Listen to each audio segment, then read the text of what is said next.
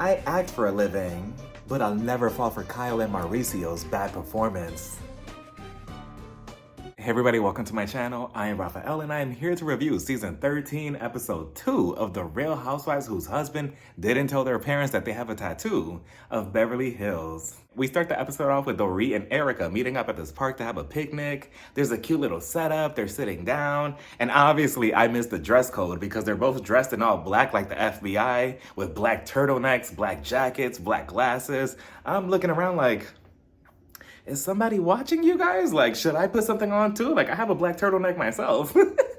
It only takes 2 seconds to put it on, Dorit. So Dorit starts off by telling Erika, I really didn't appreciate how at the retreat, you didn't really start off with an apology. You know, you didn't say, I'm sorry for your actions at BravoCon last year, and I feel some type of way about it. Erika was just like, you know what? You're actually right, Dorit. I should have apologized to you. And if I knew that this was going to be this big blowback from what I said at BravoCon, I would have never said it to begin with. I would have said it about somebody else and ruined their life instead. And you know, honestly, imagine if Erika at BravoCon, instead of saying Dorit and PK are gonna split, imagine she would have said Mauricio and Kyle. That would have been interesting to see the fallout from that this season because, you know, Kyle would have been pissed. She's already pissed that Alison Dubois has been correct after all these years on her prediction on her marriage with Mauricio. And you know Alison Dubois is probably watching this entire season from her couch with her vape pen in her hand like, I tried to warn her 13 years ago. You know, I told her that he'll never emotionally fulfill her. Ever. So Dorit is just like, wait a minute, where was this Erika last year? Like, why is she being all apologetic all of a sudden? It's because last year she had Lisa Rinna to fall back on, so she didn't really care to have any friends on the show, but now Lisa Rinna's not on the show anymore, so of course she has to kiss everybody's behind to stay on the show or to stay connected within the circle. And Dorit says that Erika's comment could have damaged her and PK's marriage at the time because she was still processing her emotions after the whole robbery situation. She also had another situation recently where she went to the bank to take out $10,000 in cash for Christmas gift money, which must be nice, Dorit, you know, because my budget is, hold on, let me see. If I calculate it correctly, carry the 2, and then my other friend, my cousin, $5 and a hug. So must be nice. But she took out $10,000 in cash. She put it in her bag and she walked around nonchalantly like that. And I just don't recommend you to do that. I don't recommend anybody to do that, Dorit. I just don't think that's a safe thing to do, to walk around with that type of money, especially if you're in the spotlight. People have seen that, oh, okay, she's able to be robbed. So what makes you think that people won't try it again? And obviously they did try you again because she says that she was at the grocery store. She put the bag down with the money inside. She walked away. She came back. The bag wasn't there anymore. And then she reviewed the camera footage and it said the security told her that she was being followed by 3 men. So I don't know, Dorit, I don't know. I want her to be safe with that and just, you know, be a little bit more observant because people are crazy nowadays. And, you know, instead, if I was Dorit, I'll rebrand my entire image on the show. Instead of wearing Chanel earrings with Chanel logos and everything, I'll wear something like, you know, like TJ Maxx across my shoulders or like Walmart hanging off my earrings. So we head over to Sutton's house where she calls Garcelle to talk about their Las Vegas trip that they're having for Crystal's 40th birthday. So they're talking about all the activities that they're going to be doing, from the nightclub to the Magic Mike show. They're all excited like, yeah, Crystal needs to loosen up. She has a stick up her ass. Little do we know, from the preview to next week's episode, it's really Sutton with a stick up her ass. But we'll see. So Sutton is just like, oh yeah, I'm so excited to go to the Magic Mike show. Sure. So eventually Garcelle hangs up. She's with her sons. She's going to their basketball games. That's that. Sutton, she has a matchmaker coming over because Sutton, apparently she's still struggling in the dating world because she can't manage to get a second date from her first one. So she has this matchmaker named Alessandra come over. She's known for mismatching people in Beverly Hills. So she comes on over and she's like, okay, so what's going on, Sutton? Why are you a loser? Sutton is just like, well, I mean, I don't understand. I don't get what doesn't get me a second date. Like, is it me? Am I intimidating? What's going on? You know, maybe it's because I'm not slutty. And I don't think it's because of that. Like, you don't need to be slutty to get a man, Sutton. But, you know, she's like, is it me? Am I too quirky? Am I awkward? She seems like a nice person. I feel like maybe it's just the awkwardness, maybe, that kind of throws the vibe off. Maybe, I'm not sure, but Alessandro was just like, interesting. Okay, so what's your experience with the dating world, like with apps? And Sutton is just like, well, yeah, I'm tired of swiping left and right on Tinder, on all these apps. It's just exhausting. And honestly, with the whole dating apps, I feel like you could really find somebody of substance on those dating apps. You just really, really, really, really, really, really, really, really, really, really, really, really have to weed out the good ones. Like, trust me, they're there. I found one. We were in a relationship for 4 years, so I'm pretty positive on it, right? But that was just one out of a million, right? And I'm not on dating apps anymore because, I want to find, peace within myself. And I want to, kind of just, continue, just doing me and everything. And yeah, that's the reason. So Sutton is just like, yeah, I really want somebody who's tall and handsome. Well, don't we all, Sutton? Don't we all? And then Alessandra, I don't know what kind of matchmaker she is, because she told Sutton, Sutton, I feel like what you need is somebody who you just need to give their control over to the man. You need to give your control over to this man, and you just need somebody that you could be submissive to. And I'm like, Alessandra, see, if I was Sutton, Alessandra, thank you for coming, but get the hell out of my house. Like, what kind of matchmaker are you? What are you going through in your marriage? What's going on in your house? I was with Sutton with the way she was looking at her like, no, Alessandra, I'm not doing that. I like to be in control of the men. I know that's right, Sutton, you freak. So she tells Alessandra, the only 2 requirements that I want is he needs to be tall and handsome. That's that. I don't care about money. Obviously, because she has it, so she doesn't really need it, right? It would be nice, though. So Alessandra was just like, you know what? I'm going to get you 3 bachelors, and then we'll circle back to this conversation. So I'll be back, and that's that. This brings me back to this idea that I have for Bravo. It could be like a dating show. I suggested that maybe we should have like Giselle from Potomac, maybe Sutton too, and a 3rd housewife who's single, like Ashley Darby or somebody. And they could be on a dating show with a bunch of bachelors, and they could date them, and then, one by one, they could be eliminated, et cetera, et cetera. I think it'll be a nice, fresh idea for Bravo. It'll be nice to see them because most of the housewives, they're not even housewives at this point. So then we finally see Crystal. Who? So she finally shows up. She's at this restaurant with her husband, Lion King, aka RHOBH, and her brother, Jeff, who she mentioned before that he's this big pop star in China. He's like their version of Justin Bieber. So he's here to talk to Crystal about his relationships, how he's single, he wants to meet somebody, but he doesn't know what to do about it. And he was engaged. He was supposed to get married right before the pandemic happened in 2020, but then everything went on lockdown, and then Crystal and her mom was like, well, come to the US, come live here for a second. So he came here, but his wife couldn't, or his fiance couldn't come because she didn't have a passport. So they had to call off the engagement, and that's the reason why they broke up. And it's so unfortunate. And Crystal feels that now he blames them for being single. Then I started thinking, that doesn't necessarily have to be a bad thing, because you're looking for somebody. Sutton is looking for somebody. You see where I'm going with this? 1 + 1 = 3. Like, come on now. And then for some reason, Robert, you should have continued eating your food, because he's like, oh yeah, you're at the same age where I met Crystal. And I'm like, yeah, I think that we had this discussion before, how that was creepy. I believe he was 40 or 40 something when he met Crystal. Crystal was 20 years younger than him, which I find very weird. Like, the age difference is just like, what do you want with a 20-year-old? Like, and you're a director? Even Jeff found the situation strange because he asked Crystal, would you be okay if I brought somebody home who was 20 years younger than me? She was like, yeah, why not? If she was sophisticated and she was nice, why not? And then her husband, Rob, he's like, oh yeah, as long as she's mature for her age, I don't see the issue. All right, Robert, you creep. Kyle goes to pick up Dorit because PK has this whole surprise ready for her for their anniversary through Kyle. Kyle is supposed to go pick her up. They're supposed to go drive to this hotel. And he has this whole dinner theme for this party called Pretty Woman, where Julia Roberts plays a prostitute.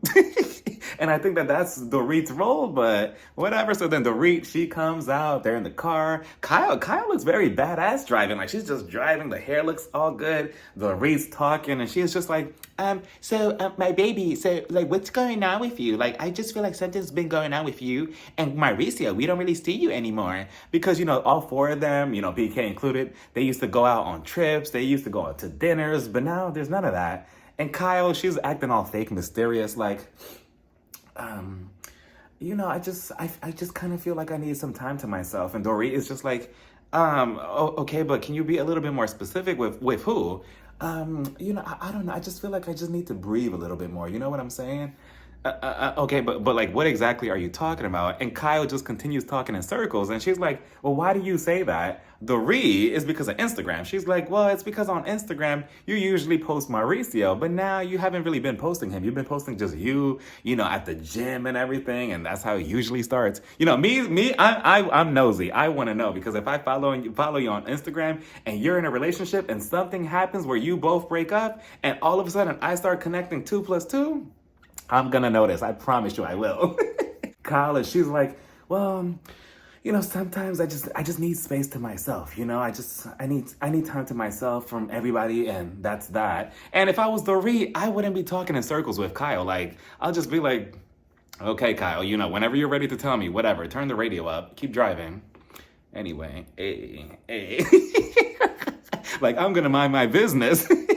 So they show up to the hotel, the Wilshire Hotel, which is crazy. I literally drove by this hotel every single day, and I've always wondered what the hell is inside. I never even knew it was a hotel because it looks empty inside, and it looks creepy from the outside. So I was shocked that, it's this big palace inside. So then we head back over to Sutton's house, and she's having Garcelle over. Garcelle is asking her how everything went with the matchmaker. Sutton is just like, yeah, I'm not sure. I think I gave her a hard time because she wants a man to lead my life, and that's just not me. And then she goes in a little bit deeper of why she thinks like that. With her ex-husband, obviously that marriage really traumatized Sutton, because she's like, yeah, in that marriage, he had control over everything financially, and I never really had to say anything. I just had, my children, and that was that. I kind of just went along with that, and I do not want to do that moving forward. And it's interesting how me and Sutton are like this when it comes to that, because for me specifically, it all comes from my upbringing and seeing the women around me constantly being submissive to men simply because of money. The women, they wouldn't have any jobs, so the man had to provide for everything financially,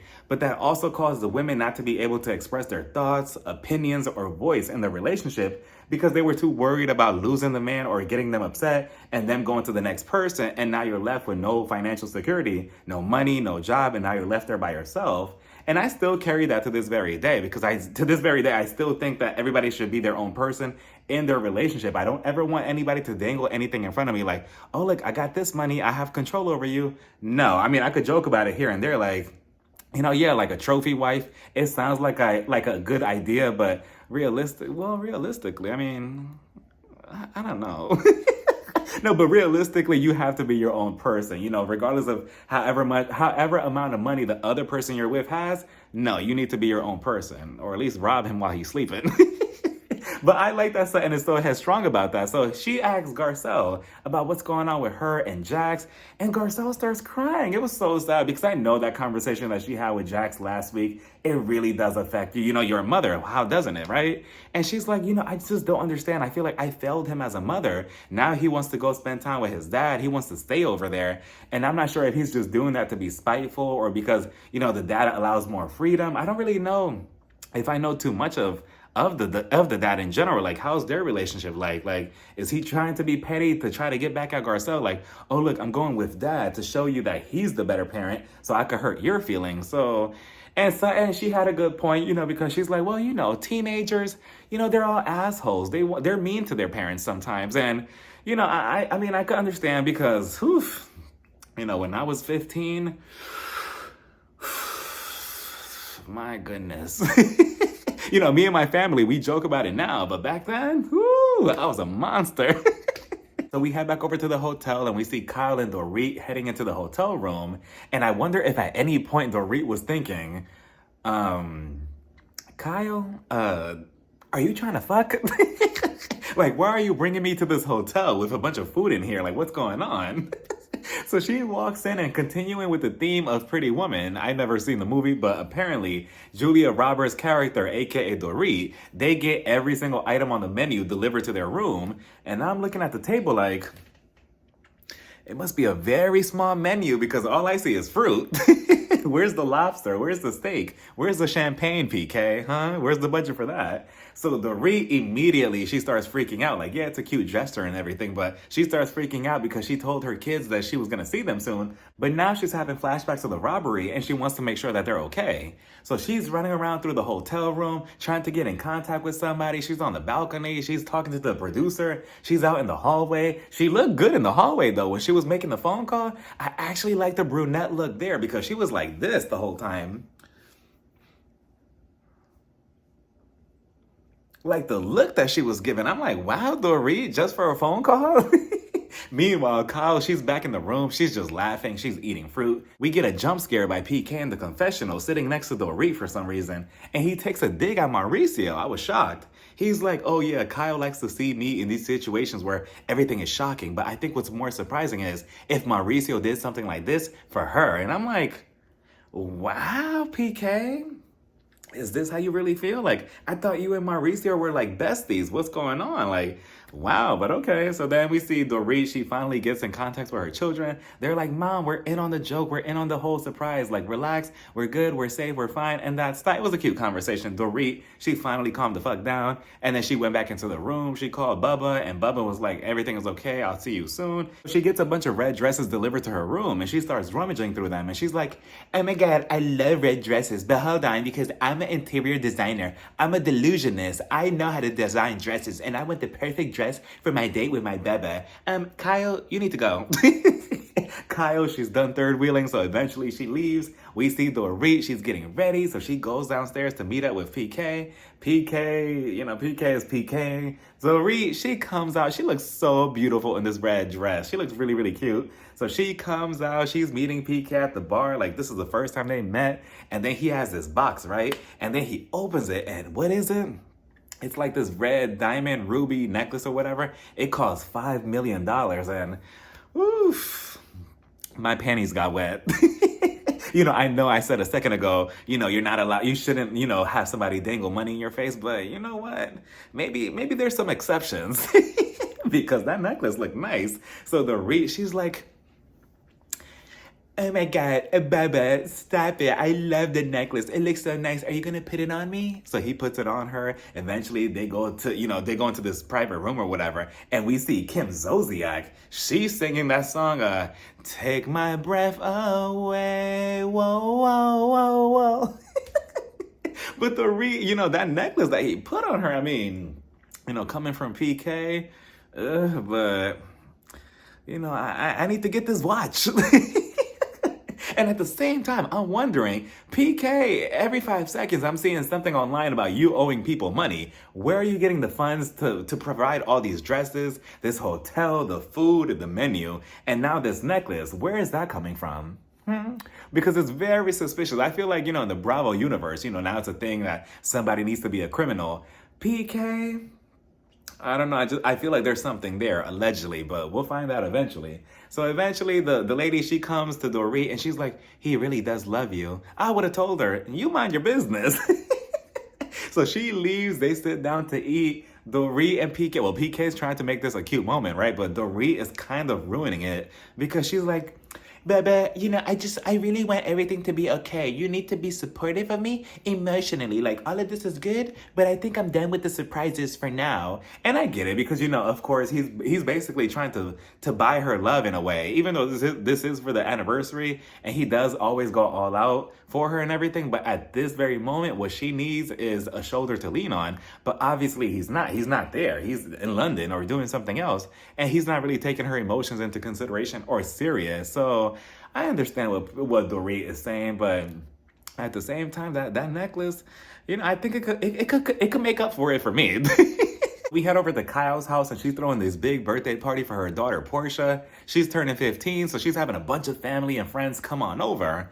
And this scene between her and Mauricio, I know last week it seemed very forced and fake. This scene right here, yeah, this is a little bit more serious and a little bit more realistic. So kudos to their acting skills because Mauricio, he's in the kitchen, he's setting something up. And Kyle, on the other hand, she keeps pushing Mauricio's buttons over and over and over again. It's like she wants to provoke some type of big fight between them.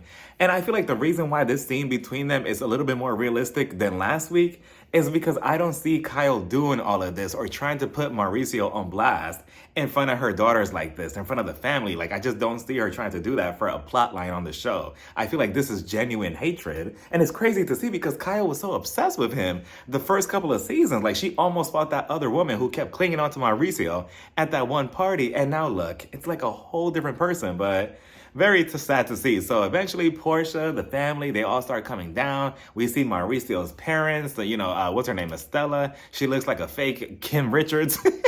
She comes in and I'm like, is that Kim?